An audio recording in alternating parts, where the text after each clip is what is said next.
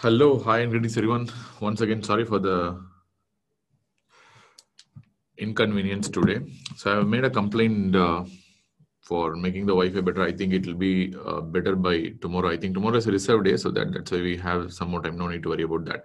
So I think I have to retake the session because that was only interrupted in 10 to 15 minutes, and people who are watching the recorded sessions are going to uh, suffer a little bit. So I wanted to really start this thing again. So anyway, so to keep you engaged also, I'm going to start with something different only. So don't worry about that. So we are going to start with the coronary syndromes only, but I just wanted to start something different in the sense like to make sure that the people who are here also gets engaged a little bit. Now I think there should be no break or interference in the video or audio, right? So if you don't feel any interference, just you can give a thumbs up or you can tell yes or no.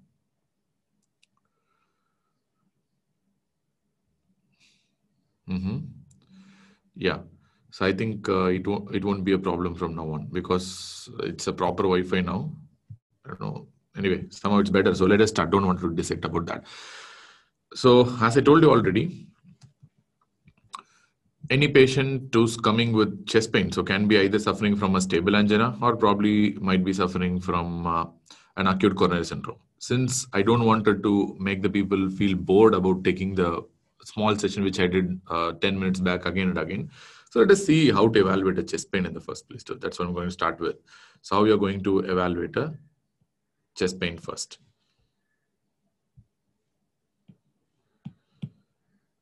So there are multiple numerous causes of chest pain, but we need to know the differential diagnosis of each and every patient who comes with a chest pain. So we can divide the chest pain into cardiac causes, pulmonary causes, gastrointestinal causes, which can cause chest pain, and there are numerous other causes that can cause chest pain as well. First, let us start with the cardiac causes, but to start with, I'm going to tell what is the cause that we're dealing with. Then after that, we'll be dealing with what is the type, is there any clinical feature of that particular type of a chest pain that we're dealing with, then is there any investigations that can support our diagnosis to tell that the particular type of chest pain belongs to that particular category. The first one we're going to talk about is the acute coronary syndrome, which is the most important. Remember, almost 1/4 to 1/6 of the patients who come to the emergency department with chest pain will be suffering from an acute coronary syndrome, because this is going to be a real-time threat to all the patients who come to emergency department with chest pain. So you have to be really careful. Any patient who comes with chest pain to the emergency is a potential acute coronary syndrome case. So you should not relax in that perspective, especially when they come to ED. So be very careful. So how they are going to tell? So they are going to tell an ischemic chest pain. So typically they will tell like something called as a substernal pressure, or probably, like they can tell it as a substernal pain as well. You know what do you mean by Levin sign, isn't it? Levin sign is like clenched fist in the middle of the chest. So, and if the patient presents to pain like this, that's typically called as a Levin sign, and that suggests you of a ischemic cardiac type of a chest pain. So whenever they tell that kind of a substernal pressure or kind of a substernal pain, the likelihood of having a acute coronary syndrome is a little high, like probably around 1.5 to 2. So that's what we tell. And that's a really, really important thing. So usually this kind of pain will radiate towards the neck, arm, and the jaw. I think I told you, if it radiates to both the arms, it's going to be more significant than if it's just going to radiate to one particular arm.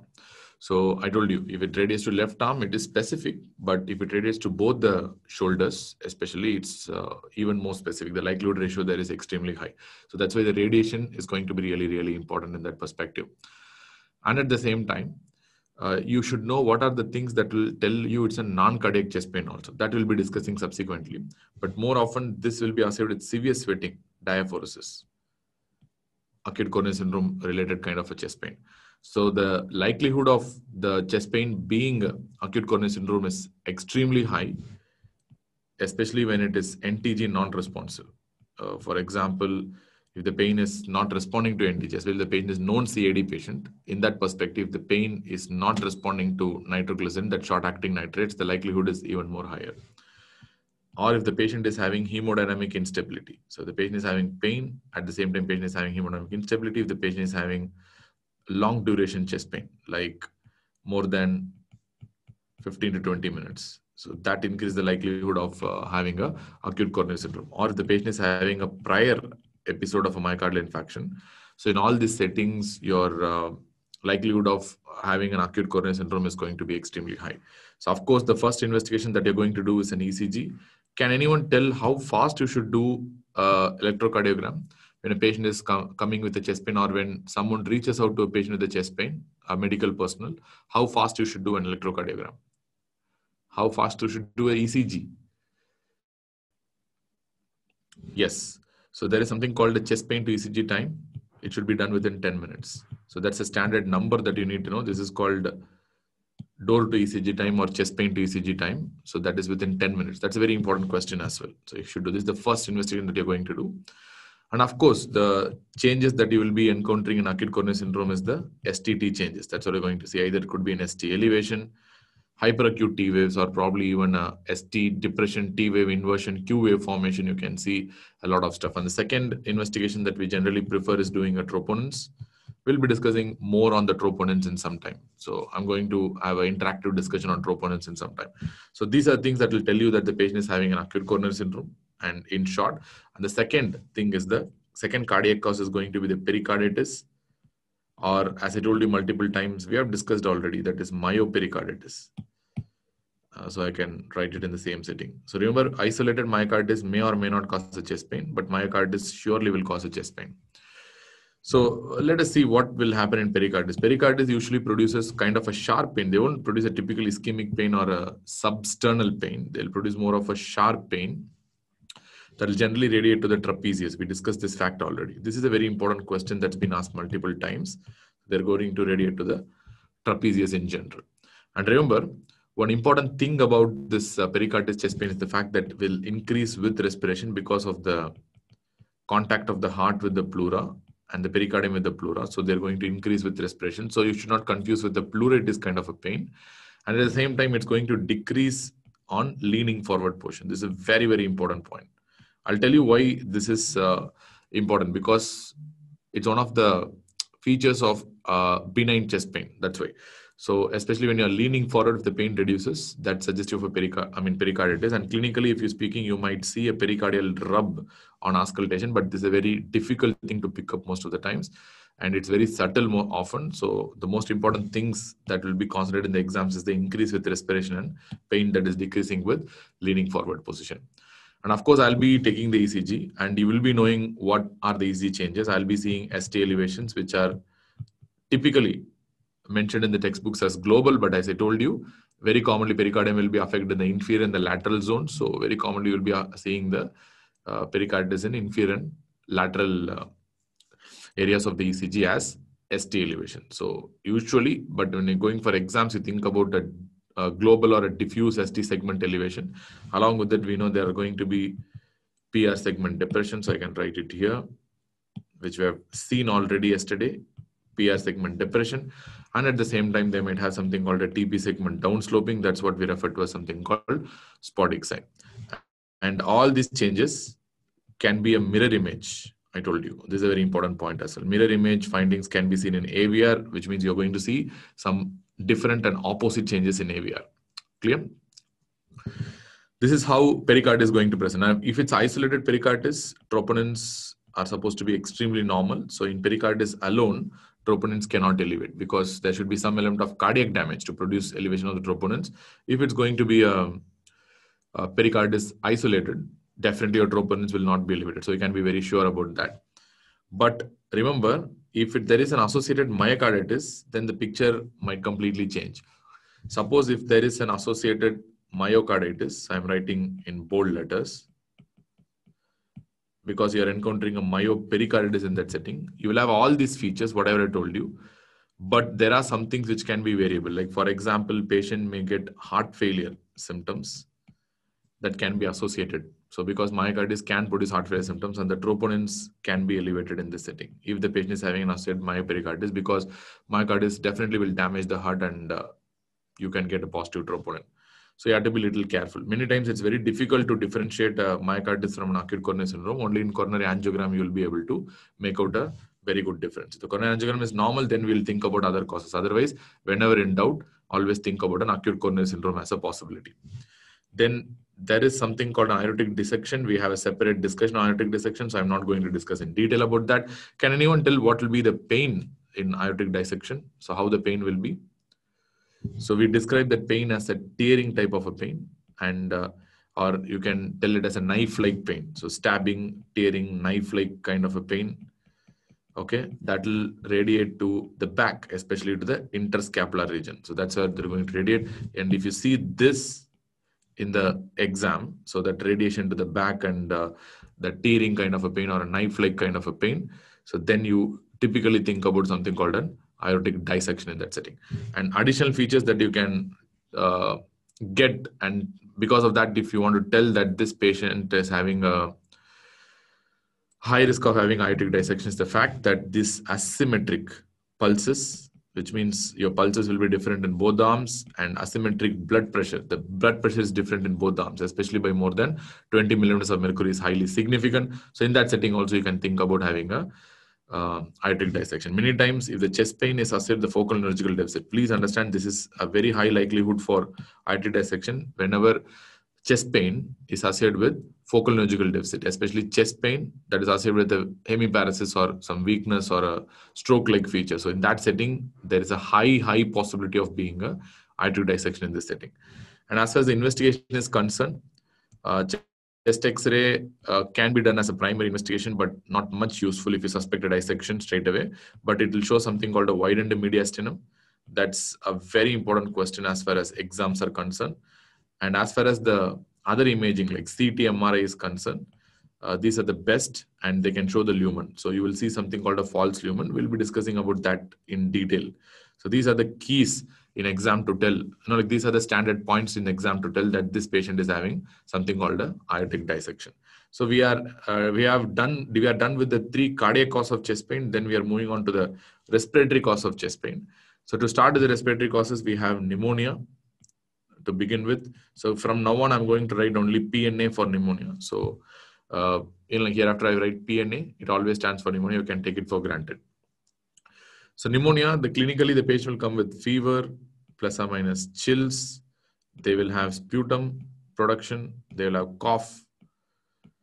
And they might have kind of a pleuritic kind of a chest pain. Whenever a pneumonia patient gets chest pain, it will be a pleuritic kind of a chest pain only. You know how pleuritic kind of a chest pain comes. It's going to be typically increasing with inspiration, and a particular portion, if you press the stethoscope, that area will have pain on pressing the stethoscope. Yes, it's an inspirational pain, but it can happen in pericarditis also. But anyways, so the same thing can happen in the setting of a pneumonia also. And examination wise, you will be getting that characteristic crepitations or characteristic crackles, and typical diagnosis chest X-ray or any other imaging where you'll see an infiltrate in some area, or probably you can see a typical consolidation. So this is how you're going to take out a pneumonia. We have a separate discussion on pneumonia later on, so don't worry about that. So then they can get a simple pleuritis. Pleurisy is extremely common in the setting of a viral infection. Yes, you can write bronchial breath sounds also. Yes, and most often you'll get a tubular kind of a bronchial breath sound if you want to be precise. That's what you're going to get. And in a pleuritis, once again, it's a sharp kind of a pain like pericarditis only. As I told you, it's going to increase with inspiration.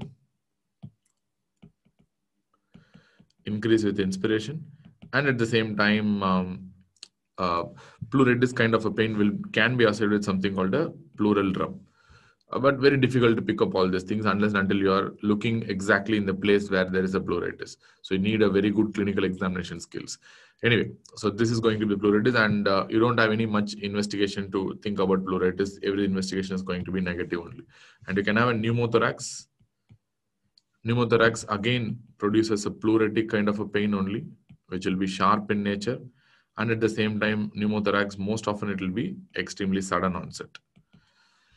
And when you do an examination, there is going to be reduced breath sounds or absent breath sounds on the involved side. And at the same time, you will see something called a hyperresonant note on percussion. Hyperresonant note on percussion on the involved side. So investigation wise, you can diagnose with a simple chest X-ray where you will be seeing a hyperlucent area. Hyperlucent area with decreased or absent bronchovascular markings. Whenever I write BVM, it means bronchovascular markings. So in that area of hyperlucency, you will not have any bronchovascular markings, but plus you will see the collapsed lung border. I'll show you the images. Don't worry about that when I'm discussing about pneumothorax in the pulmonology. So you will see something called a collapsed lung border. So apart from the collapsed lung border, everything will be hyperlucent, and you'll be not seeing any bronchovascular markings in that zone. This is very characteristic of a pneumothorax imaging finding. And apart from the pneumothorax, you can have some other pulmonary causes like pulmonary embolism, which is also known to produce a kind of a chest pain, which will be pleuritic in nature as well, which will be sharp. And the pulmonary embolism can happen suddenly or can happen in a subtle fashion, but usually only sudden onset pulmonary embolism will result in development of chest pain. Chronic thromboembolic pulmonary hypertension is unlikely to cause chest pain, except for the fact they can get a mild chest pain due to the dilatation of the pulmonary artery because of chronic pulmonary hypertension. And clinically, you will diagnose if the patient is having unexplained dyspnea. I told you multiple times in the past, unexplained dyspnea, and you will have paucity of clinical signs, which means you will examine the patient, but you will not be able to find anything. Whenever you get this kind of an unexplained dyspnea in a patient, that the patient is having increased respiratory rate, tachypneic, but there will be paucity of clinical signs, which means you are not able to find out any much clinical signs. Everything looks, okay to you, but still the patient is complaining of dyspnea. Don't diagnose anxiety or any other rubbish diagnosis there. The first thing that you have to rule out is your pulmonary embolism. And of course, they will have tachycardia as well, which is a very, very common entity in the setting of a pulmonary embolism. If you take an ECG, you can see a variety of changes, including sinus tachycardia, which is going to be the most common change. And you can see T-wave inversions, especially in V1 to V4, or you can see the classic S1Q3 T3 pattern.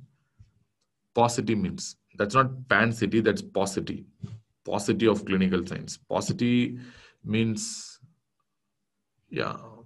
paucity means, you cannot see anything much. That's all. Clinical signs will be relatively absent. That's what I meant by paucity. Okay, then you can see right bundle branch block or right axis deviation. So all these are also very characteristic feature of a pulmonary embolism, which I have been discussing from the past. And of course, the gold standard investigation will be doing a CT pulmonary angiogram. This is supposed to be the gold standard as of now. Very important investigation, which can show the pulmonary embolism. Apart from that, you have multiple other investigations like VQ scans and all. We don't really want to know about that. And you can get increased troponins. It's not like troponins will not be increased. I have a separate discussion on what are the conditions that will increase the troponins, which we'll be discussing after some time. But right now, increased troponins can also happen in the setting of a pulmonary embolism. Okay. Usually, whenever you have an increased troponins, irrespective of the disease, I told you, it is severe. That's all. It's a severe pulmonary embolism, irrespective of the disease. Then the next one is pulmonary hypertension, which itself can produce a chest pain. That is because the stretching of the pulmonary artery sometimes can result in chest pain. And most of the times, they will get an exertional pain similar to that of an angina. And most often they will have dyspnea on exertion. I can write exertional pain and dyspnea here itself. So exertional pain and dyspnea, that's very characteristic. And they can get syncope as well. One of the important differential diagnosis of syncope is pulmonary hypertension. So they can get CTPA, means CT pulmonary angiogram. Clear? Syncope. So syncope is a very important sign of a pulmonary hypertension as well. And at the same time, if you do some investigations, ECG will show right ventricular hypertrophy. That's very common in the setting of a pulmonary hypertension. And at the same time, they can have reduced saturations in ABG, reduce SaO2 and reduce PaO2 in the ABG. Very characteristic. And it is a chronic condition, so you have to really diagnose. And echo also can diagnose to a very reliable way that there will be increased pulmonary artery systolic pressure. When I tell PAS, P stands for pulmonary artery systolic pressure. So that will be increased. And right ventricular systolic pressure also will be increased. And we can look at a lot of other entities like TAP-C to look at the right ventricular dysfunction, which is not important for you at this setting. So echo can tell you that the patient is having a pulmonary hypertension. And of course, once we have discussed on the pulmonary causes, then it's better to go for the gastrointestinal causes of the chest pain. So what are the gastrointestinal causes? The most important is the reflux disease, GERD. Once upon a time, it is believed to be the most common cause of chest pain in the emergency. Right now, even though a lot of studies have questioned the value of that most common kind of a thing. So anyways, for exam purpose, you can understand this is the most common cause of chest pain presentations to the emergency. So most of the time, it can be, like mimicking, or it can be concealing the myocardial infarction. So GERD can be present on top of myocardial infarction, or myocardial infarction can come on top of GERD, or GERD can mimic a myocardial infarction. So it can happen in any way. So don't take for granted that the patient is having GERD alone, unless and until your ECG and other findings are telling you that the patient is not having a cardiac chest pain. So most often GERD patients will tell that the patient is having a substernal burning kind of a pain. So, and most of the time they will be having something called as a water brush. You know what do you mean by water brush? That sudden movement of acid back to the mouth, which will produce something called as an acid taste, or a metallic kind of a taste you will get. That's characteristic of water brush. Everyone would have been aware of this water brush, because at some point of time we will get this kind of GERD, especially when you eat too much and when you lie down immediately, you can get this kind of reflex. And of course, the pain will be increased by meals, and that's very characteristic of a GERD. It's increased with food, and it's increased with lying down posture. When you are lying down, the reflex is going to be very high, and it's going to be decreased by your proton pump inhibitor. So this histories the patient will tell. PPIs or antacids, when they take antacids like sucralfate or aluminum hydroxide, it will reduce. So decrease with PPI or decreased with antacids in that setting. So how will you diagnose? Of course, typically you cannot really diagnose based on EGD, but the first investigation you do is esophagogastroscopy. I mean, let me tell you that again. When I write EGD, it's esophagogastroduodenoscopy. That's what I'm going to tell. Clear? Esophagogastroduodenoscopy. So, but remember, this is the first investigation, but still, you're not going to get anything out of it. Reflux is something which cannot be diagnosed, but EGD scopy is important for diagnosing esophagitis due to GERD. It can pick up only esophagitis, but esophagitis is seen only in maybe 10 to 15% of the patients, which means it's not a very sensitive investigation, even though we do first, the scopy is what the first thing you do. But the confirmatory technique is the 24-hour pH monitoring, which you can do if you want, but this is considered to be the best investigation, which again, if possible, I'll tell you in the gastroenterology section. So if the pH is less than 4, for more than 4% of the time throughout the day that you're monitoring, then you can confirm it's a gastroesophageal reflux disease, GERD. So, but remember, first investigation we do is always the scopy only, the EGD scopy. And it can happen in the setting of an esophageal spasm. So most of the times in esophageal spasm, patient will have something called an substernal pain, which can mimic a myocardial infarction once again. And the clue is the fact that it will increase with swallowing. Clue is the fact that it's going to increase with swallowing. So that's a big clue as far as the esophageal spasm is concerned. Because I mean, more often it will be present like a dysphagia. So why we do EGD scopy first is because 24-hour pH monitoring, even though it's considered to be best investigation, it's more invasive and less compliant. It needs admission to the hospital. It increases the cost of the overall treatment, and at the same time, it's not very specific as well. Even though it's sensitive to pick up the GERD, it's not very specific investigation. So that's why we don't do 24-hour pH monitoring. At the same time, when the patient comes with GERD, you don't really have only GERD. You might have other problems, like you can have an esophageal web, you can have probably even a cancer in the esophagus that can be concealed, and the patient might be coming with the GERD kind of a picture. So that is the reason why scopy is done for a variety of other reasons, not to confirm whether the patient is having GERD or not. To confirm GERD, so the scopy is a very poor investigation. But if you want to rule out other things at the same time, other lesions like peptic ulcer disease, for example, I can confirm whether H. pylori is there or not.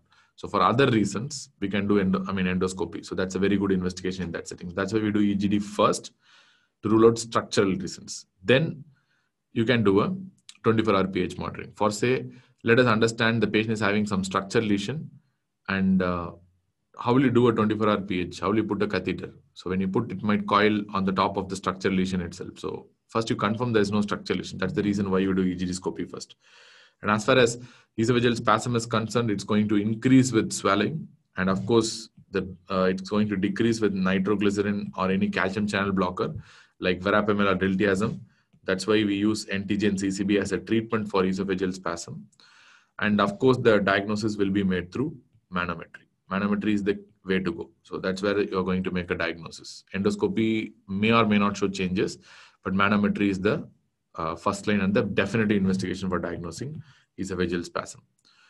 And then you can have other problems like Mallory-Weiss tears. You know what do you mean by Mallory-Weiss tears? We'll be discussing about this in the hematemesis section also. But Mallory-Weiss tears is nothing but an esophageal tear.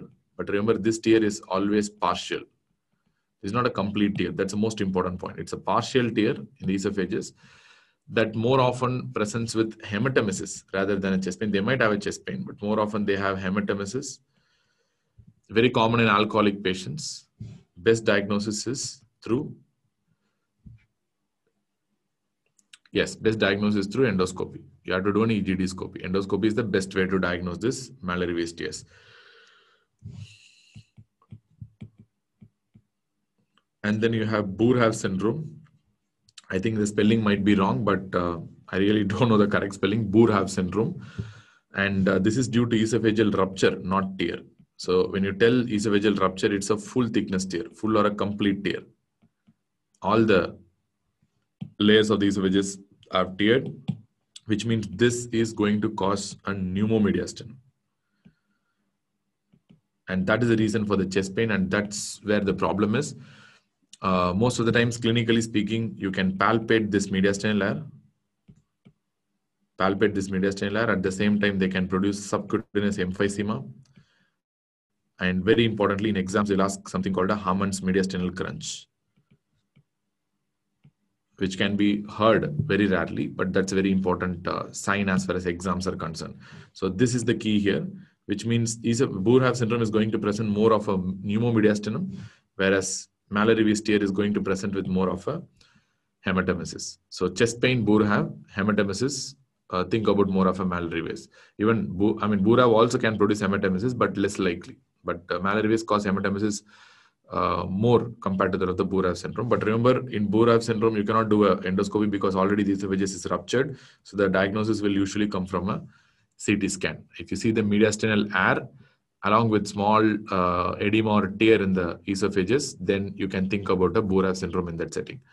So remember, pneumomediastinum is not going to happen only with Boerhaave syndrome. It can happen with a variety of causes. Even a barotrauma can cause a pneumomediastinum. Like for example, if you're giving a positive pressure ventilation like NIV for a long time or elective intubation for a long time, so barotrauma also can result in development of a pneumomediastinum. So pneumomediastinum itself has many different diagnoses, and DDs are huge, but one of the DDs of pneumomediastinum is esophageal rupture in the setting of a Boerhaave syndrome. CT is the definitive diagnosis. If you really want to do, you can even go for a contrast study like gastrographin analysis can be done, where you see the gastrographin leak from the esophagus. You can think about a esophageal rupture. But usually in a routine setting, be practical. We always do a CT as the first line investigation to diagnose a esophageal rupture, Boerhaave syndrome, that is pneumomediastinum as well. And we have a peptic ulcer disease which can produce chest pain, which can mimic a chest pain. The last sign is Hammond's mediastinal crunch. That's what we're talking about. So Abraham is asking, what is the last signs? Hammond's, H-A-M-M-A-N, Hammond's mediastinal crunch. It's a crunching sound during each systole and diastole of the heartbeat because of the pneumomediastinum.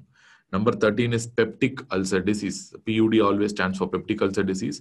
Of course, it will cause more of an epigastric pain rather than a chest pain, but the patient might be confusing this epigastric pain for a chest pain.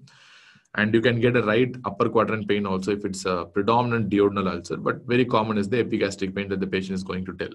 And of course, it will reduce with antacids and PPIs. And nowadays, being, like the proton pump inhibitors are available over the counter, and you can ask any patient with peptic ulcer disease, they will be taking sometimes for years together daily, because unless and until they take the PPIs, they feel that the pain is always there. So it's such a over-abused drug, this proton pump inhibitors, and rarely they can present with hematemesis, that is gastrointestinal bleeding. It doesn't. Why I'm writing bleeding is because it doesn't only cause hematemesis; it can cause melena also. We know that upper GI bleeding can present with either hematemesis or they can present with melena. Lower gastrointestinal bleeding usually presents with hematochezia only. We know that, or a bleeding PR. That's how they come. How you are going to diagnose a peptic ulcer disease? Of course, you are going to do EGD, that is endoscopy is the way to go. Plus, definitely you have to do H. pylori testing.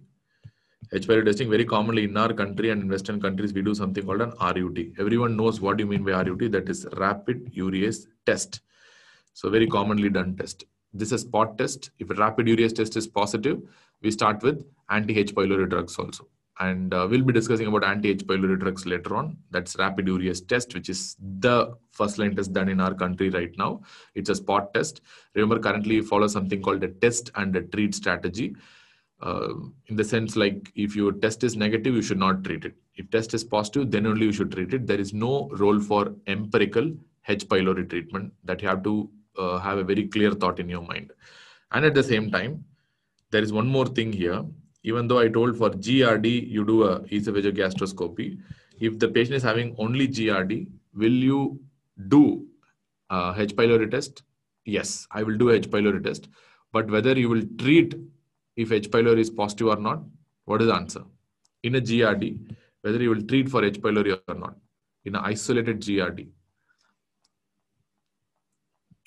It's controversial, but I mean, if you're telling no, you should substantiate why you're telling no. So Riju told no, Sankhya is telling no. So why you're telling no? Why you are substantiating? I mean, H. pylori actually reduces the acid secretion.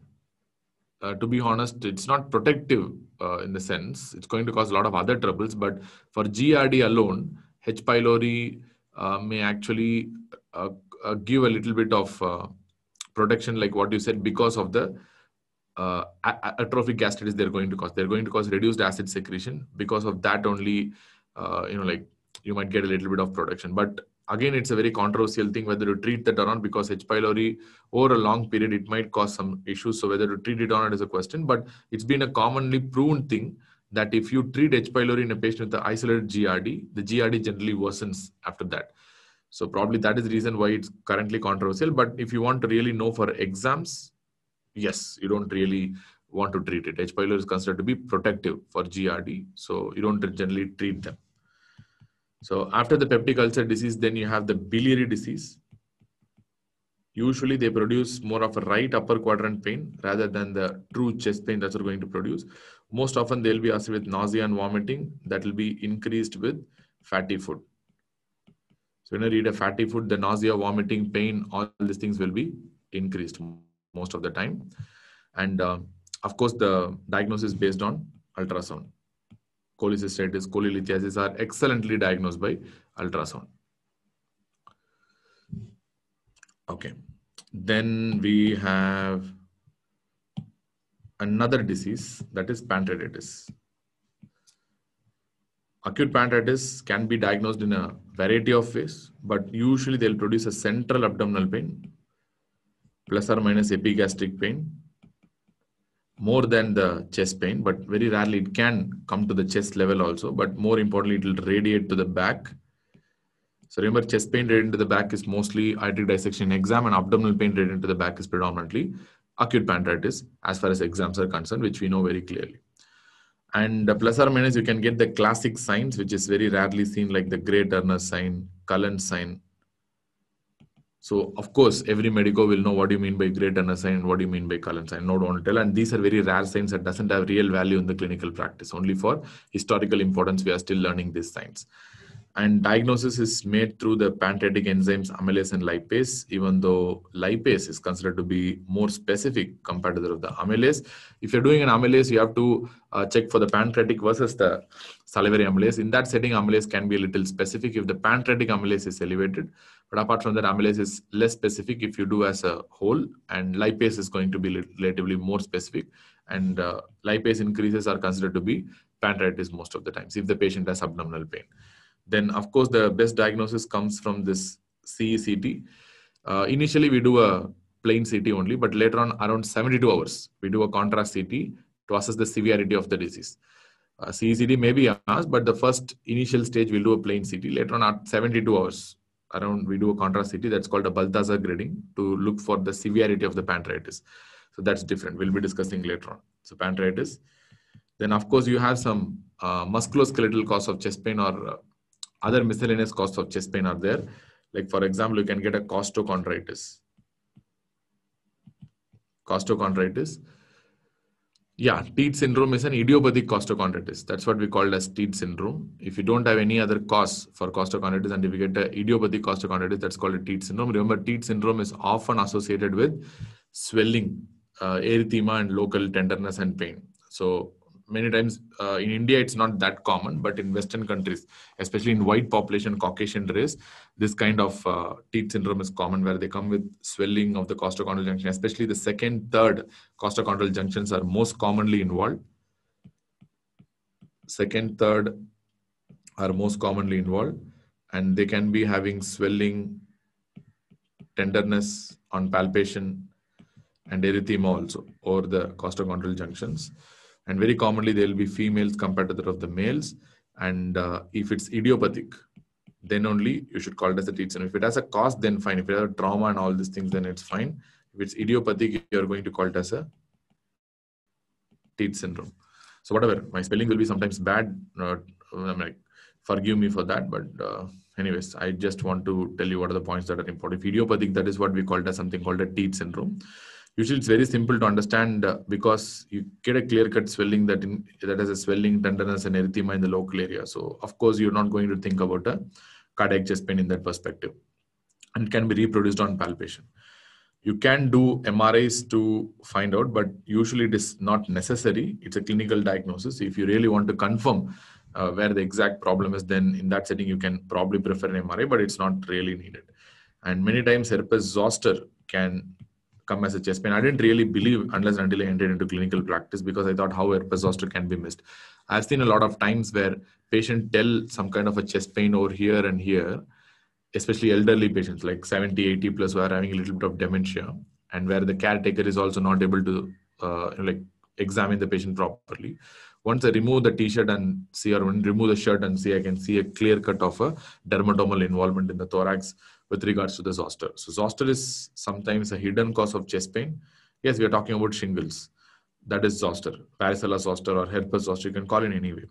Most of the time you will have a unilateral pain, which will be extremely intense in nature, and it will be causing pain for a longer period of time in the form of post-herpetic neuralgia also. Sometimes, not all the times, sometimes the pain may happen before the onset of the rash. So that is where the confusion is going to be. So it's going to be unilateral, but sometimes, not all the times, pain can be starting before the onset of rash. So that will give rise to confusion. If you see rash, then that's not a problem. If the pain comes before the rash, it's going to be a big problem. And the problem with this is they can go for something called post-herpetic neuralgia. Can anyone tell what is the definition of a post-herpetic neuralgia? How long the pain should be there even after the zoster has resolved to develop post-herpetic neuralgia? What is the time period? So if the pain persists for more than 30 days, more than 1 month, so that is what we call it as a post-herpetic neuralgia, more than 30 days. Clear? So that's the clear-cut definition of post-herpetic neuralgia. If it's within 30 days, then it is called a herpetic neuralgia only, not a post-herpetic neuralgia. But after 30 days, if you get, that's a post-herpetic neuralgia. And you don't have any diagnosis, specific diagnosis for that. You're going to only do a clinical diagnosis because you know that will be a typical dermatomal kind of a pattern will be there. That's relatively specific for it. And it's a clinical diagnosis. You don't have investigations. Apart from that, you have anxiety finally, which can produce a kind of a chest tightness.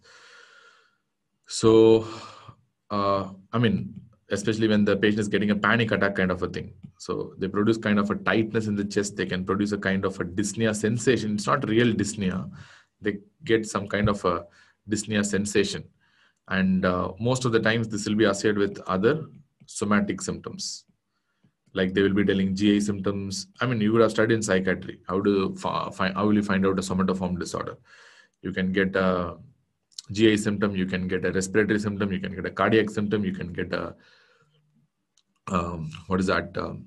reproductive symptom. You can get many symptoms. Associated somatic symptoms may be there as far as anxiety is concerned.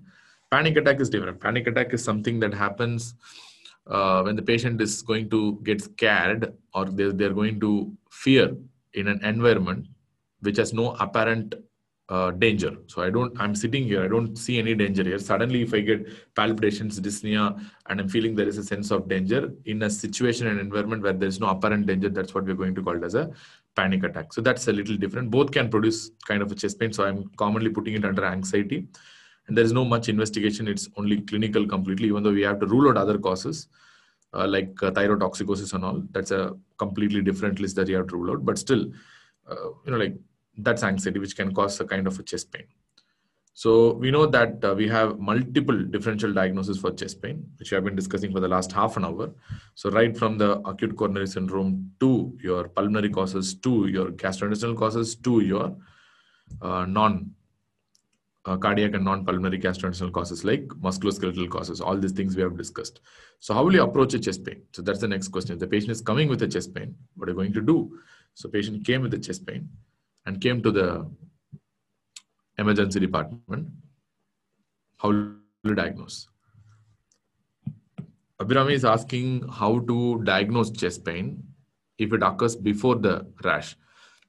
It's quite difficult. So it's a diagnosis of exclusion, and you have to wait till the rash comes. Nothing can be done otherwise. So you have to make sure that it's not a cardiac cause of a chest pain or any other cause. You take an ECG, do a tropan, and do a chest X-ray. Then that's fine, not an issue. So how will you approach a chest pain in the emergency department? To approach chest pain in the emergency department, you need a focused history, in the sense like you should not ask the history like what you ask in your exams. It should be like within 2 minutes, 3 minutes, you should ask the necessary history. So prior MI, the patient has been gone for any surgery recently, if the patient has been immobilized. So there are some crucial histories that you have to ask. Very few points are there, depending on the particular type of the patient. Should have a quick history, not a very detailed history. And I'm going to do a targeted examination. So again, examination should be extremely targeted. For a chest pain, I need not really do a complete CNS examination like cranial nerve examination and all. So whatever the patient's symptoms are there, depending on that, I'll be doing a focused, quick clinical examination. Most of the times, as far as the history is concerned, as far as any pain is concerned in the history, you will be having something called a Socrates approach. Have you heard about that? If you heard about that, then we can move on. Like what is Socrates approach? Do you know or not? Socrates approach. Yes, same thing. Site, onset, character, radiation. Yes, same thing. So you do some kind of a Socrates approach. So that's fine. So once you have done with the targeted clinical history and the targeted clinical examination, of course, you need to go for a ECG. The standard 12-lead ECG should be done, and you know very well it should be done within 10 minutes. That's the standard of care right now. So within 10 minutes, you have to do a electrocardiogram. Plus or minus, you can go for other investigations also, depending on the examination and the clinical finding that you're trying to get. So what are the other investigations that you are going to do? In the form of troponins. Definitely, I might be doing probably a chest X-ray if needed. Depending on the patient's presentation. Again, if I think it's probably a pneumothorax, or if I think it's probably an aortic dissection, but low probability disease, then in that setting, probably I can ask for a chest X-ray also. So troponins are the key here. So based on the ECG and investigation, especially ECG and troponins, I can risk stratify the patients. I'm going to stratify the risk. So what is the risk of a patient of having a cardiac chest pain? So I'm going to tell whether the patient is having low risk, patient is having intermediate risk for having a coronary syndrome, or the patient is having a high risk of having a acute coronary syndrome. So whether how to approach from this is a highly independent thing, and if each and every institute has some different kind of approach in this. Suppose any high risk patient, it's better to treat it like an ACS, and you're going to take like an ACS. Suppose if a low probability disease, then you can probably think about outpatient kind of a treatment. You can discharge and review kind of an approach if possible. So that's one way you can do. Suppose if you're having a intermediate probability of having a disease, then probably you can think about doing a non-invasive investigation. And all these things are highly individualized. Non-invasive approach. If it's a high risk, then you can try an invasive approach. Invasive approach means we are doing a coronary angiogram. That's what we mean by invasive approach. You can think about an invasive approach. If an intermediate probability, then you can think about a non-invasive approach. For example, which will come under a high probability. For example, if the clinical picture, the clinical picture is very, very sure that you're having an ACS, which I'll be discussing in some time, or if the ECG is showing features of acute coronary syndrome, or if the patient is having a troponin elevation. So all this will probably come under the setting of high probability for having the disease. And low probability, maybe the clinical feature is typical of a non-cardiac chest pain.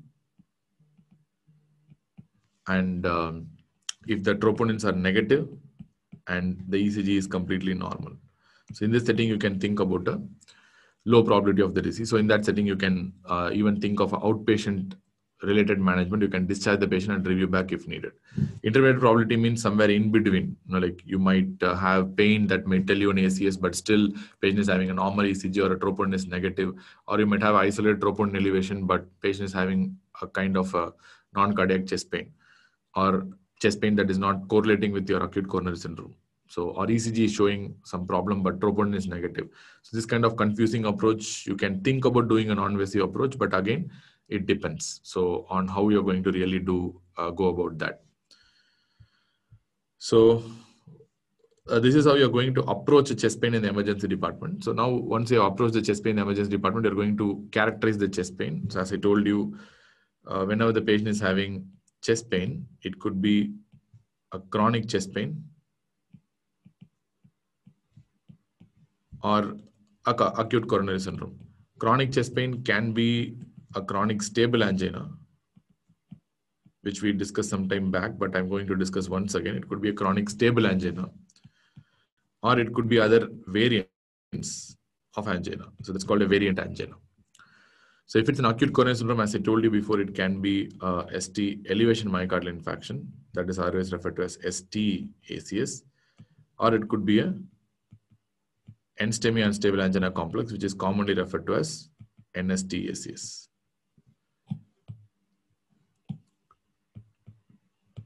Non-ST segment elevation, acute coronary syndrome.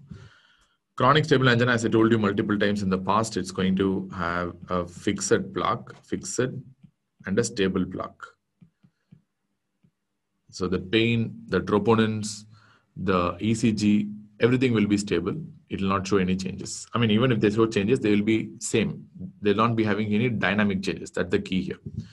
As far as your acute coronary syndrome is concerned, definitely you're going to have a dynamic changes, in the sense like what are the things that are going to be dynamic? The pain is going to be dynamic. The troponins will be dynamic. It show rise and fall. And ECG will be dynamic, showing some new changes. Imaging, echocardiogram will be dynamic. It will show some new regional wall motion abnormality. So everything will be dynamic in nature. That is because of one reason: the plaque here has become unstable and it has ruptured. It's an unstable plaque here. We have discussed already, right? It's an unstable plaque.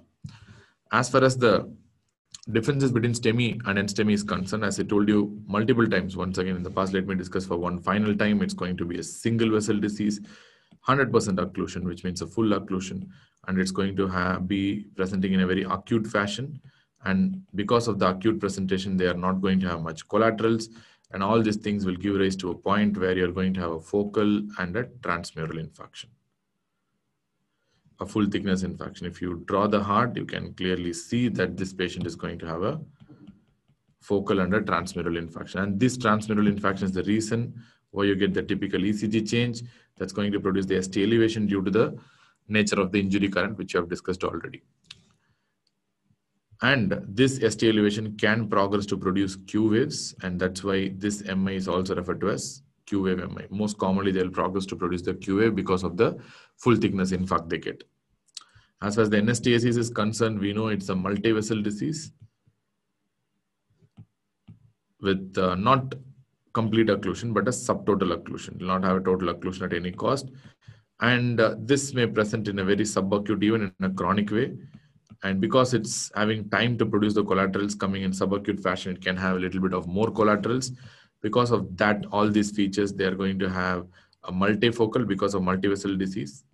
And at the same time, they'll be having subendocardial infarction because of more collaterals, and it's not a full thickness, full occlusion. So you can have a subendocardial infarct only. So one other reason why you get a multifocal occlusion is the fact that because apart from the multivessel involvement, they are going to have something called a phasic distal embolization. Phasic distal embolization, which will tell you very clearly that the patient is having a multifocal infarct, and that's one of the reasons. So if you want to draw here, so the patient will be having a multifocal subendocardial infarct at multiple different places, and of course they are going to produce ST depressions and T wave inversions ECG, which very rarely, maybe 5 to 10% can progress to Q wave. That's why this is also referred to as a non-Q wave myocardial infarction.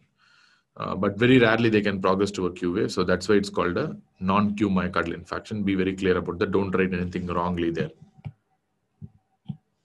Fine.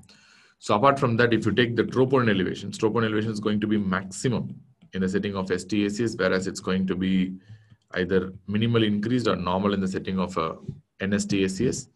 Remember, previously we called increased troponins as NSTEMI, and if the patients are having normal troponins, we tend to call it as unstable angina. But such a difference right now, it's not going to help you at all, because the treatment is going to be the same for NSTEMI or unstable angina. The approach is going to be the same. So the goals of treatment is very simple. In STEMI, it's completely occluded, so you have to reopen the vessel. That's why reperfusion is the goal here, which can be achieved either by fibrinolysis or you can achieve by a PCI. Whereas the goal in NSTEMI and unstable angina, that is NSTACS, is to prevent the further progression of the occlusion, thrombus. So in that setting, you're going to use anticoagulation as the mainstay. And in fact, plus or minus, you can go for a PCI if it's a high-risk disease. But the most important is the reduction of progression of thrombus. And because it's partially occluded now, you can go for a fully occluded set. To prevent that, you have to give anticoagulation. At the same time, if needed, you might be needing to open up the vessel in the form of PCI as well. But remember, thrombolysis is not indicated, or in fact contraindicated in the setting of a NSTACS.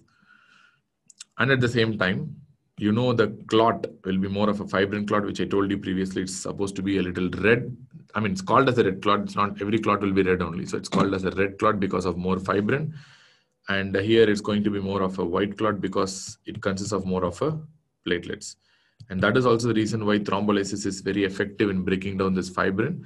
And if somebody asks you what is the best time to do a thrombolysis, it's to do within 3 hours. This is the best time to do thrombolysis, where the clot will be fresh, not organized, autothrombolysis has not gone. And if you lyse at that point, it's going to break down very easily. So that's why you have to do the thrombolysis, if at all possible. Best time is to do within 3 hours. But of course, thrombolysis you're not going to do here. And since it's a platelet clot, your antiplatelet agents like GP2B3 inhibitors. GP2B3 inhibitors are going to be very, very helpful in NSTACS, even though it can be helpful in STACS if you're doing a PCA. Apart from the fact that if you're doing a PCA, you can use a GP2B3A, it's not beneficial so much in the setting of a ST segment elevation myocardial infarction.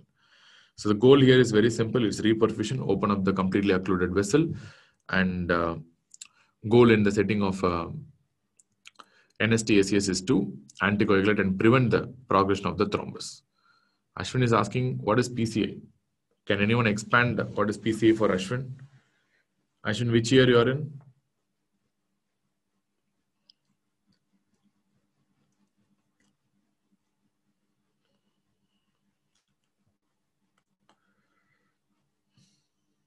Which area you're in, Ashwin? Final year. Okay. It's percutaneous coronary intervention. Okay. Thank you. So it is PCI. Cool. That's in layman's terms, you can call it as stenting also.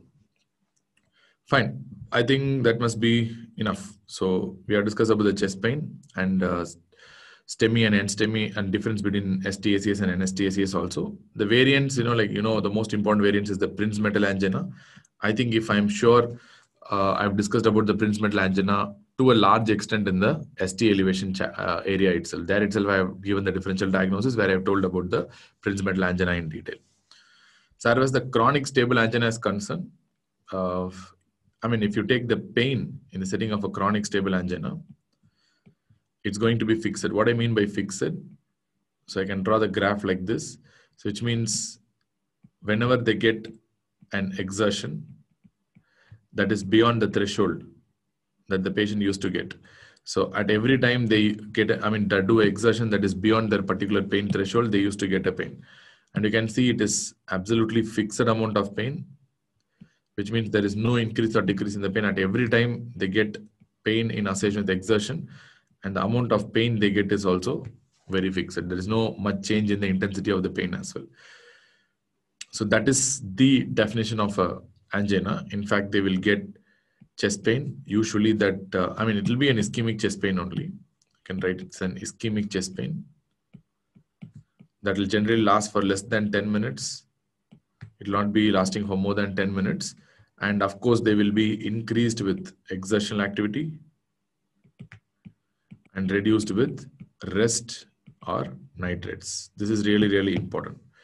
If it's reduced with rest or nitrates, how fast it should reduce? It should reduce within 30 seconds to 5 minutes. Usually within 5 minutes, they will have a complete response to NTG or by resting.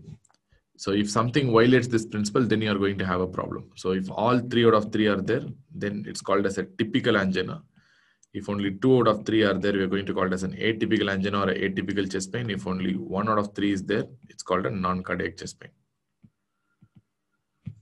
Non-cardiac chest pain. These are the definitions of chronic stable angina. On the other hand, ACS pain will be completely different. If you want to know the clinical picture, how an acute coronary syndrome is going to present, more often they will be having a chest pain of a longer duration, generally more than 15 to 20 minutes, in fact more than 30 minutes. Remember, having a longer chest pain doesn't mean it's only an acute coronary syndrome. Many non-cardiac chest pain also can produce this kind of longer chest pain, or a very extremely short chest pain, like 1 second, 2 second kind of a pain, or very long chest pain, like days together, 5 days, 6 days of chest pain. It can be caused by non-cardiac conditions also. Like you have a fracture of the rib, you're going to get continuous chest pain only. So that doesn't mean only it's an acute coronary syndrome. The chest pain of longer duration has a higher risk of being an acute coronary syndrome.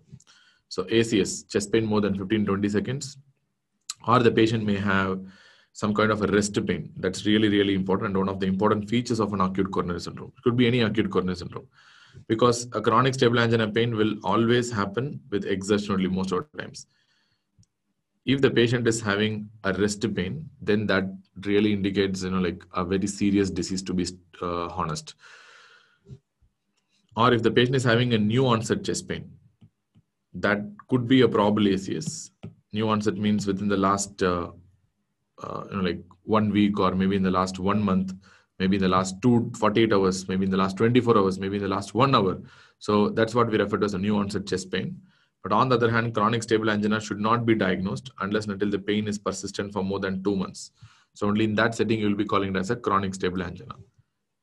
So whenever the patient is having a new onset chest pain that is defined as pain within the last 1 month that started with and increasing with intensity, then definitely that is probably an ACS. It could be evolving in a subacute fashion. Small thrombus slowly evolves over a period of time. So new onset chest pain, definitely it's likely to be a acute coronary syndrome.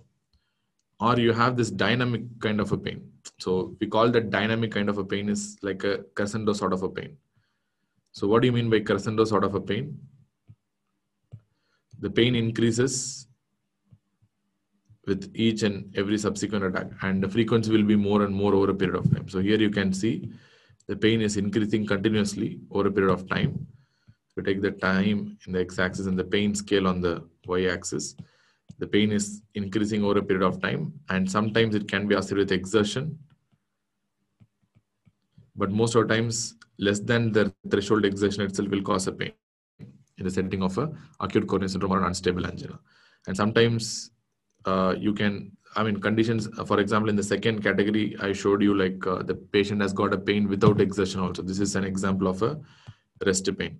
So getting a rest pain, increasing intensity of the pain, or getting pain at more frequent intervals at reduced work threshold. So all these things could be a probable evidence of having an acute coronary syndrome.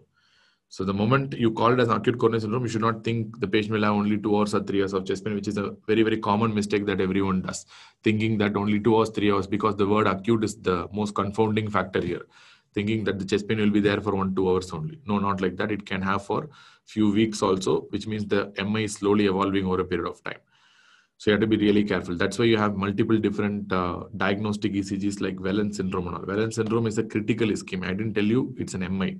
It's a critical ischemia of the LAD, which you have discussed with the ECGs. So go through that ECG. I told it's a critical ischemia of the LAD, can result in STEMI, a frank STEMI within a short period of time. So a lot of evidences are there to tell that the patient's particular chest pain is having a high risk feature. So apart from that, if the patient is coming with hemodynamic instability and a chest pain, like for example, shock, bradycardias, you have to really worry about being acute coronary syndrome. Or the patient is coming with a pulmonary edema and a chest pain. Or the patient is coming with a tachyarrhythmia and a chest pain. Especially if they have ventricular tachyarrhythmias. Then there is a high probability of the chest pain being a acute coronary syndrome. So these are some of the pointers towards that the chest pain, towards the ACS, if the patient is coming with a chest pain. So you have to be very clear about that. So what is ACS and what is not ACS according to the clinical background. Fine. So with this understanding, let us go and start discussing about the acute coronary syndrome to start with. As far as acute coronary syndrome is concerned, you have different types of acute coronary syndrome. As I told you, you have NST ACS and ST segment elevation ACS. But more importantly, as I told you multiple times in the past, acute coronary syndrome should be basically first stabilized. Because here you think the patient is having an ACS, which means it's an emergency condition. So you have to try and stabilize the patient first. That's the most important thing. As far as the stabilization is concerned, you have to control the pain first. Controlling the pain is one of the most important things as far as the acute coronary syndrome is concerned. And in that setting, you're going to use nitrates as one of the important treatment. You can use IV NTG or NTG continuous infusion. Suppose if the nitrates are not really responding to responding well, patient is not responding well to nitrates, in that setting you can add additional opioids for controlling chest pain. In this setting, we typically use morphine for that perspective. So how nitrates and opioids work, they increase the coronary blood flow. At the same time, they're going to reduce the preload to the heart. Because of the more workload on the heart, you're going to get chest pain. Because the patient gets reduced work, because they cause venodilation, they're going to reduce the workload of the heart. You're going to get reduced pain. One problem with morphine is they can delay the antiplatelet effects of clopidogrel, but that's a different story. But nevertheless, we still use morphine as a very common agent in the emergency as well as in the ICU. Then next thing is oxygen, whether you can give oxygen or not. Remember, oxygen is given only if the saturation is less than 94%. Otherwise, we don't really give oxygen, even though there are some guidelines which tell 90%. But it's better to give oxygen when the saturation is less than 94%. Otherwise, we don't really give. Then we have beta blockers. Beta blockers have a very good role in the setting of acute coronary syndrome, especially in the setting of unstable angina. They reduce the progression towards myocardial infarction, because we know unstable angina, your troponin will be negative. Myocardial infarction, your troponin will be positive. This is the major difference between unstable angina and myocardial infarction. First of all, what do you mean by unstable angina? Remember, any high-risk chest pain, you have a high-risk chest pain in the sense like your chest pain features are typical of an acute coronary syndrome, but they have a negative troponin. So this is the perfect area where you can diagnose as a unstable angina. This is a very, very good example for diagnosing unstable angina. High-risk chest pain, features that are typical of an acute coronary syndrome, but they have a negative troponin. This is what we called as an unstable angina. So giving a beta blocker can reduce the progression from unstable angina to the chest pain. Reduce your camera. Is it anyone seeing blood? I don't think it's blood. I think it's your screen resolution that has to be adjusted, Godfrey. Adjust your camera in the sense, what adjustment do you need in the camera? I think I'm seeing perfectly. I don't think anything is blurred.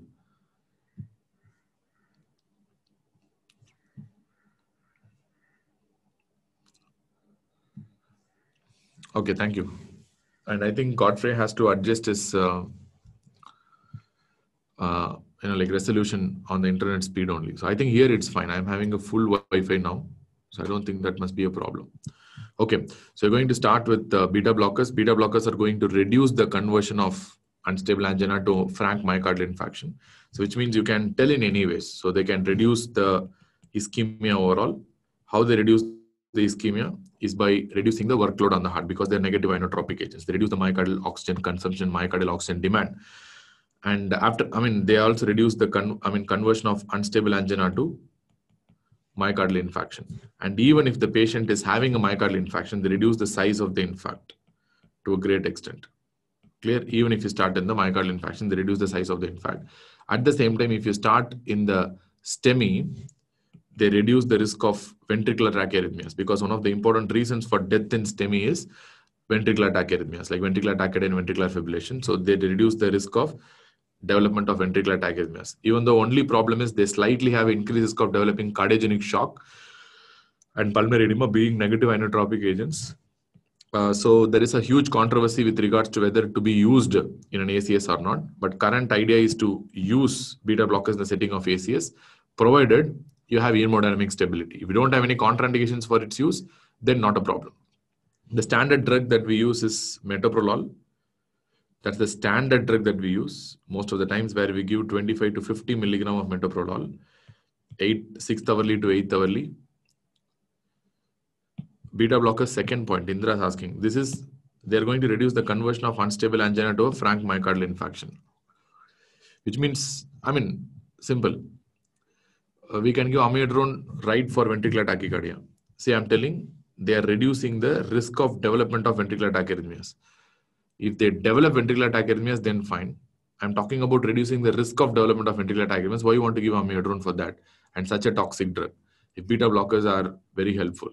Here, the beta blockers are having a prophylactic role. Yesterday, if you take the beta blockers section in the antiarrhythmic drugs, I have told very clearly the same point I've reiterated multiple times yesterday also, that they reduce the incidence of ventricular tachyarrhythmias if it's used in a STEMI patient. Clear? So I told you many times. So they reduce the risk, not they stop the ventricular tachyarrhythmias if they have already happened. So once the ventricular tachyarrhythmias have happened, my choice of drug will be either a lignocaine or probably an amiodarone. I'm not going to use beta blockers once the ventricular tachycardia has set in. We're talking about the prophylaxis here. So we're going to start with metoprolol around 25 to 50 milligram dose. You can give as a BD dose or even a TID dose. So I can give BD dose or probably a TID dose, or even you can prefer a QID dosing also. The dose depends on patient to patient and from cardiologist to cardiologist. But this is the standard dose to start with, 20 to 50 milligram, which can be given 2 times, 3 times, 4 times. It depends up to you. But remember, the dose can be titrated based on the heart rate. Remember, your heart rate should be maintained somewhere around 50 to 60. So this is the target heart rate. And if they go for bradycardia, then it's better not to give. So in our hospital, we keep a cutoff of target heart rate of 60. So if it goes below 60, we generally stop. But many guidelines tell you maintain a target heart rate of more than 50 to 60. That is I'm not telling it should be 50 to 60. It should be more than 50 to 60. That's the target heart rate after starting the beta blockers. So whether to start oral or IV beta blockers, in general, we prefer using oral beta blockers only. The guidelines are extremely strong. But on the other hand, if you want to use IV beta blockers, can be done, especially if the patient is suffering from hypertension. So if the patient is having hypertension and acute coronary syndrome, you can use an IV beta blocker. Or if the patient, plus the patient should have no heart failure. That's really important again. Plus no heart failure. So if this criteria is satisfied, then you can give IV beta blockers. But apart from that, we generally prefer giving an oral beta blocker only. In our institution, we generally use an oral beta blocker. We don't give an IV beta blocker, to be honest. Because IV beta blockers, many cardiologists are very scared because they can cause pulmonary edema and decomposition very rapidly because it's already failing heart. So beta blockers are beneficial, but still, where to use and how to use, and again has to be very, very careful because they are negative inotropic agents. In such a situation, it can result in pulmonary edema. Be a little careful. So oral beta blockers, absolutely fine. I don't have any problem at all. Okay. So I told you the standard beta blocker contraindications yesterday itself. So Indra is asking what are the contraindications of beta blockers in ACS. I told you the standard beta blocker contraindications already. So hereafter, if I tell contraindications of beta blockers, you refer to the previous antiarrhythmic table, which I have told yesterday itself. I have given each and every contraindication as a list. Then, is there any alternative to beta blockers? Alternative is non-derivative calcium channel blockers like verapamil or diltiazem. They have a very poor evidence for their use. You can use if beta blockers are contraindicated. So if the beta blockers are contraindicated, you can use calcium channel blockers like verapamil, diltiazem, but remember they have an extremely poor evidence for their use. They don't provide a very decent benefit. Yes, we are talking about 25 to 50 milligram per dose. Per dose is what we are talking about. Apart from the beta blockers, we have the dual antiplatelet therapy, isn't it? So that's what we have to start with. So as far as the DAPT is concerned, what is DAPT? You're going to start with aspirin plus any one platelet P2Y12 inhibitor. So we know the standard dose of aspirin is 325 milligram. This should be a loading dose per oral, and this should be followed by 75 milligram per day. Or some books will give 81 milligram per day also, but I don't think in India 81 milligram per day is available. You are going to give only 75 milligram per day. The initial loading dose, then followed by 75 milligram per day, and it should be continued indefinitely. And remember, the aspirin that you're going to start here should be a immediate release form. It should not be a entry coated form. That's really, really important. You have to release immediate. You have to give immediate release form. And most often it's a chewable form of aspirin. You have to chew the aspirin rather than swallow the aspirin. If you want to know the brand name, Dispirin will do good in this setting, but don't start Ecospirin. Ecospirin is an entry-coated aspirin.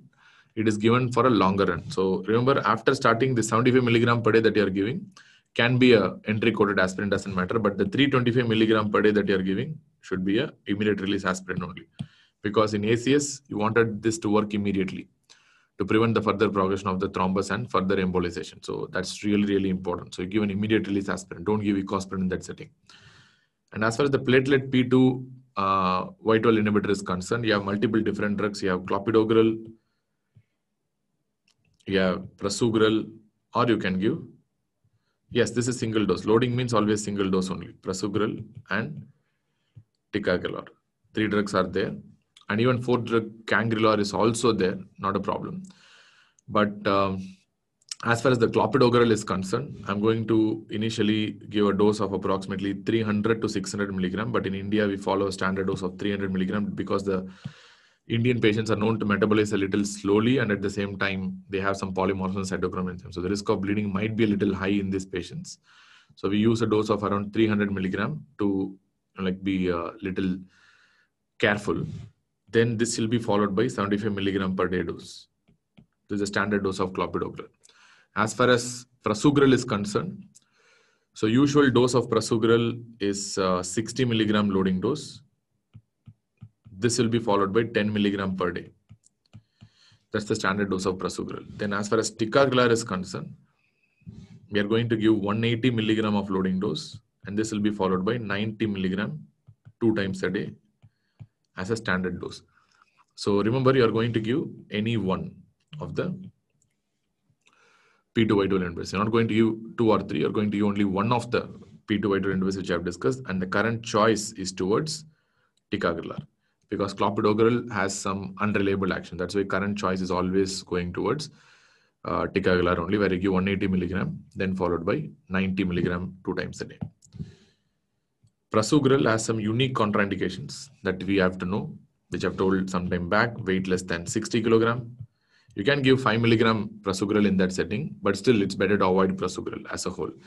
And if the patient is having age more than 75 years, high risk of bleeding, and at the same time, if the patient has history of stroke or a transient ischemic attack. So again, it's contrary, because certain studies, early studies have proven that prasugrel is associated with a higher risk of stroke and TIA. So we generally avoid prasugrel in the setting where the patient is having a stroke or a transient ischemic attack. One biggest problem that you're going to face after starting with aspirin or P2 vital inhibitor is the fact that if the patient needs an urgent CABG, that is coronary artery bypass grafting, there is some problem, because doing a CABG may cause a severe bleeding if the patient is already on these drugs. So apart from that, these drugs are good, you can start with, but only problem is, like they might cause some problem, especially when you're planning for an urgent surgery in the setting of MI like CABG, or probably you're doing a complication surgery, like if the papillary muscles have ruptured, you want to repair that, or you want to do mitral valve replacement. In that setting, this can result in certain complications like bleeding. Apart from that, they are really, really good drugs. So what are the properties of these drugs? So let us see what are the antiplatelets that we are going to use in the setting of a STEMI. I generally tend to give this table every time, because this will help you understanding a lot of other stuff as well. So first, what we can do is we can talk about the platelet. So this is a platelet I'm starting with. And in the platelet, you're going to, once the platelets are activated, you're going to use the COX pathway, where you have something called arachidonic acid. This arachidonic acid will enter the COX pathway to produce multiple compounds, but in the platelets, the thromboxane A2 is going to be more important. And once this thromboxane A2 is released, this thromboxane A2 is going to act on the TXA2 receptor, thromboxane A2 receptor. Once it acts on the thromboxane A2 receptor, it's going to cause some peculiar issues, which we'll talk about that in some time. So Nilashis wanted to expand DAPT. DAPT stands for, where is that? Dual antiplatelet therapy, or you can remember as a double antiplatelet therapy. So you aspirin plus one of the P2 vital inhibitor, so it's dual drug therapy. Then once you start with, I got deviated. Okay, so thromboxane A2, once it activates thromboxane A2 receptor, it's going to result in some peculiar changes. And similarly, once the platelets are activated, you are also going to release this substance that is the ADP, so which acts on the ADP receptor. You know what is this ADP receptor called as P2Y12 receptor? There are many types are there, but P2Y12 receptor is very important. This is also referred to as ADP receptor. And you have thrombin that can come from the platelets, and it can come from other sources also. Clear?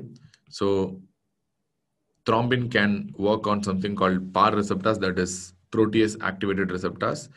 And this thrombin can come from other external sources also. So it's not like thrombin is coming only from the platelets. So once you activate any one of these three receptors, you have activated the thromboxane A2 receptor, you have activated the ADP receptor,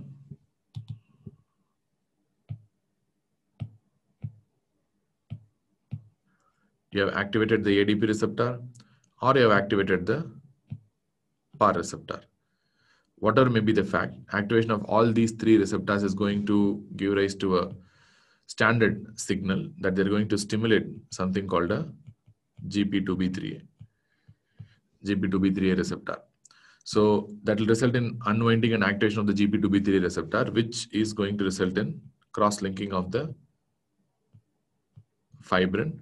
So once the fibrinogen is cross-linked, and this will bind to another GP2B3 receptor, and this will bind to another GP2B3 receptor of the another platelet. And like this will bind to another GP2B3 receptor of another platelet. Like this, fibrinogen can bind with multiple GP2B3 receptors because it's a huge molecule. 100, 200, 300 platelets can be bound. So that is going to result in something called a process called platelet aggregation. So which means if you see all these entities, maybe the thromboxane A2, maybe the COX pathway, maybe the ADP, maybe the thrombin, PAR receptor, P2Y12 receptor, all these things are, in fact, the GP2B3 itself are involved basically in platelet aggregation. They are, that's the most important step. Apart from this platelet aggregation, you have another important step that's called platelet adhesion, which is basically done by GP1B9 pathway. That's not really very important for us because we only wanted to stop the platelet aggregation. That's most important. So we know that this platelet GP1B9 receptor is going to link with a particular kind of a factor called as von Willebrand factor that is going to adhere to the, it's not going to adhere to the endothelium. It's going to adhere to the endothelial collagen. So the collagens will be exposed because of endothelial damage. So they're going to adhere to the underlying endothelial collagen. So the collagen von Willebrand factor GP1B9 association is what we refer to as a platelet adhesion. Clear? So whenever you have a congenital deficiency of GP1B9, what is that syndrome called as? It's a very easy one, isn't it? So it's a simple second year kind of a stuff. Bread and butter.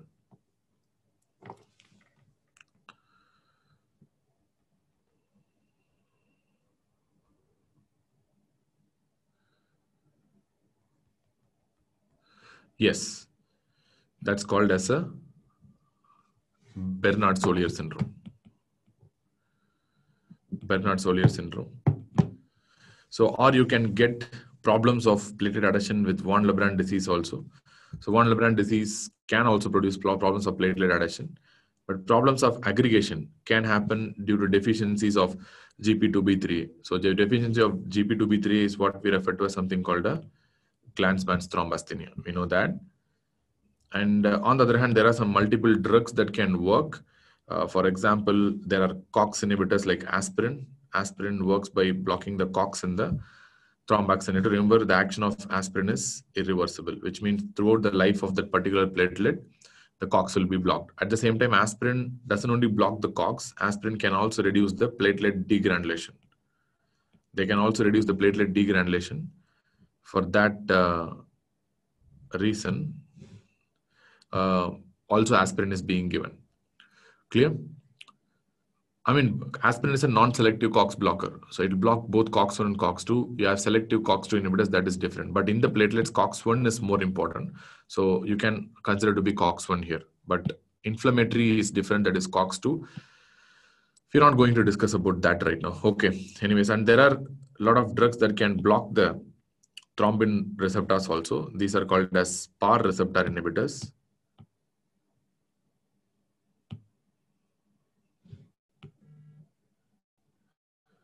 You have PAR receptor inhibitors as well. So if you block the PAR receptors, that drug is called as Vorapaxar. Even though it's not very famous, you have to know the name of the drug. So any other new drug that comes in the future also will have the name of Paxar only. So that's Vorapaxar. And you have a platelet P2Y12 inhibitor. I think we can remove that. Okay, platelet P2Y12 inhibitor. So this is what we have been talking about. You have many drugs. To start with, ticlopidin was initially used, which was banned right now because of its higher risk of producing a thrombotic thrombocytopenic purpura. Then we got clopidogrel. Then we got prasugrel. Then we have the modern drugs like ticagrelor and a cangrelor. We have a lot of modern drugs like this. So these are the 4 drugs that we use right now. Remember, clopidogrel, prasugrel, and ticagrelor are basically oral drugs, whereas cangrelor is going to be an IV drug. So it's used only in selected purposes. So clopidogrel was basically a prodrug in the sense to convert to active drug, active form. Prodrug, to convert it in active form, you need a cytochrome enzyme called CYP2C19. So 2C19 is the one that converts clopidogrel from prodrug form to active drug form. But remember, this conversion is only 15%, but 85% of the clopidogrel is going to become inactive normally itself. And this 15% is enough basically to exert a proper clinical action. But the problem doesn't come at that point. The problem will come the patient who are having a cytochrome polymorphism. If they are having slow kind of an activity, suppose the activity is still there, but they are very slow. Polymorphism means I'm talking about slow converters. Your 2C19 activity is very slow, then majority of the clopidogrel will be shunted towards the inactive form, and your amount of active form that will be available will be less in the setting of a this CYP2C19 polymorphism. So that's a little important to understand. So which means this is what we refer to as something called a clopidogrel resistance. And it's very common in the South Asians, especially in South Indians also, like those who are living in the southern states of the country might experience a lot of this kind of cytochrome polymorphisms. Because of that, your availability of the active clopidogrel will be less and the inactive clopidogrel will become higher. So that's what referred as a clopidogrel resistance. To combat this, they have discovered a new drug called prasugrel. Prasugrel also is a prodrug and gets converted to active form by the same cytochrome 2C19. Now you can ask, sir, what is the advantage of this particular thing? So why we wanted to really get a prasugrel if this is also getting activated by 2C19? But the problem, the good thing about prasugrel is it has no other option. 100% all the prasugrel should be converted to active form only by 2C19, which means it has no other alternative pathway. So that's the disadvantage here. So which means you are using a disadvantage into an advantage. Suppose if the patient is having polymorphism, which means the patient is having slow conversion, that's well and good here, because prasugrel still can't go anywhere. It has to get converted through this pathway only. So which means this polymorphism and slow pathway is actually beneficial here, because they are going to increase the half-life of the drug, and they can form active drug in a very slow way for a longer period of time that increases the half-life of prasugrel. So that is the reason if you take prasugrel, where is that? The dose of prasugrel you can see is the least compared to all the other drugs. Compared to clopidogrel, compared to ticagrelor, the dose of prasugrel is extremely less. The reason is that only, because even if the polymorphism is happening, it has to go through that particular direction only. So even if it is slow, it's good. So it's going to help in the cytochrome polymorphisms. And I told you the contraindication of prasugrel already. Then ticagrelor and cangrelor are directly active drugs. They don't have any problem at all. So they don't have any issues at all. They are directly active drugs, so you can give them. So they're not pro drugs. They don't have any conversion business like this. So current choice is towards ticagrelor only, which is available in the brand name called Brilinta, which is very commonly used in India. Clopidogrel, you have different brand names: Clopilet, Clopitab, Plavix. So many different names are there, but the original brand is Plavix. Okay.